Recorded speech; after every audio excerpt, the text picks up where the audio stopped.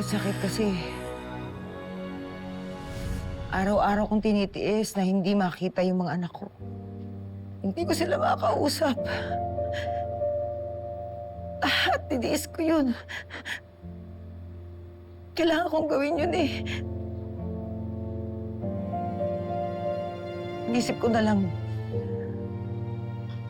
na mas may advantage kung walang alam ang kalaban ko na buhay ako. Habang walang kaalam-alam ng Soraya na yan, mas makakapagplano po tayo laban sa kanila. Tama. Mas madali ako makakakilos kung walang nagmamanman sa akin. Kagaya ngayon, wala kayong kaalam-alam nila Drew at nila Matthew. Na matagal ko na kayong pinasusundan kila Bogs at sa iba ko pang mga tao. Kaya po pala alam niyo kung saan ka mo nagtatago. Oo.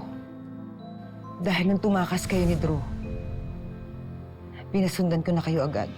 Tikit, parang pamilya na rin ang turing ko sa'yo. Kaya hindi kita pwedeng pabayaan. Miss May, huwag ko kayong mag-alala. Sasamahan ko na ho kayo. Hindi na ho kayong mag-iisa. Sasamahan ko ho kayong labanan si Soraya at si Angela. Sobra-sobra na ho yung atrasong ginawa nila sa atin. Lalaban na po tayo. At sisiguraduhin ko na sina Tatay at si Sir William na yung huling tao mabibiktima nila.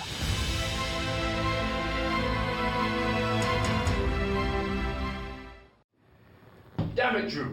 Why did you hide a kid and keep it from me? Look, she needed someone na tutulong sa kanya, otherwise makukulong siya. And how did that work out, huh? Now you lost her. Drew, what were you thinking? Eh paano?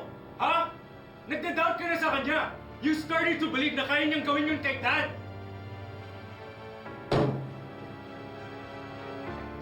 What now? Huh? You know where she went? Any leads? Where she might be? Some plan you had.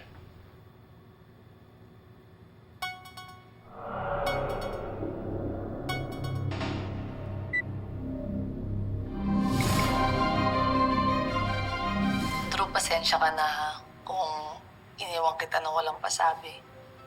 Pero huwag kang mag-alala, promise. Okay lang ako. Gusto ko lang din sana magpasalamat sa'yo sa lahat ng ginawa mong kabutihan para sa akin. Babawi ako sa'yo, promise. Ayoko lang kasing madamay ka, pati si Sir Macho. Drew, pasabi nga din pala kay Sir Macho, ingat siya. Hindi lang ako basta magtatago, Drew. Patutunayan kong inosente ako. Magkita na lang tayo pag okay na yung lahat. Salamat. Drew, call her. I don't think she's gonna answer our calls. You need to try, Drew. God.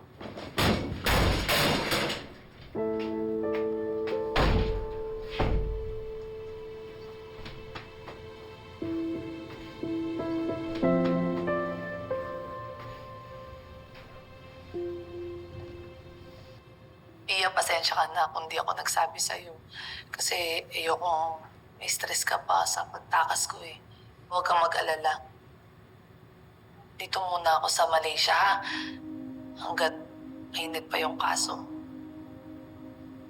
What the hell? Eh kaya naman pala hindi sumipot to sa usapan namin eh. At ang tanga-tanga pa rin talaga ni Kit for still trusting you. O sige, paano natin magagawa yung plano natin against her kung hindi natin alam kung nasan siya sa Malaysia? Pahahantingin ko siya even if she's abroad. Akala niya, patatakasan niya ako? Kailangan mahanap natin siya so that she can taste our sweet revenge. Pero tita, how on earth did she do that? Paano siya nakalabas ng bansa? Hindi siya mag-isa. Merong tumutulong kay Marikit. Sigurado ako dyan. Sino?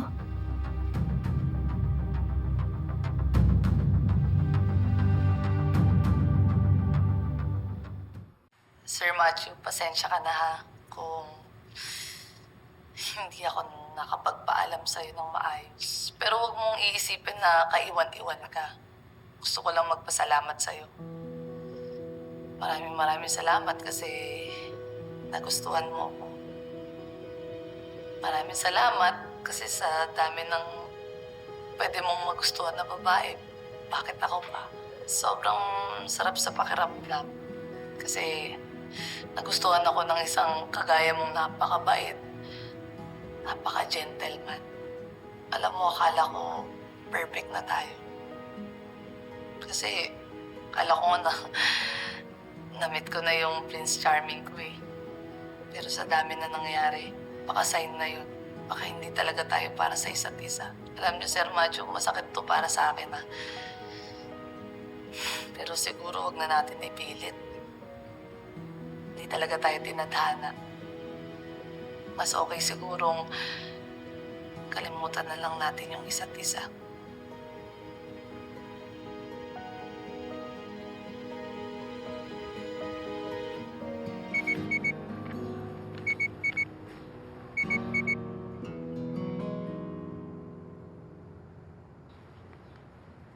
Kung magre-reply, kahit 24 hours ka pang tawagan ni Matthew, huwag na huwag mong sasagutin. Tiisin mo siya. Kasi ganyan din ang ginawa ko kahit anak ko pa siya. Sige. Para medyo gumaan-gaan naman yung pakiramdam mo, may good news ako sa'yo.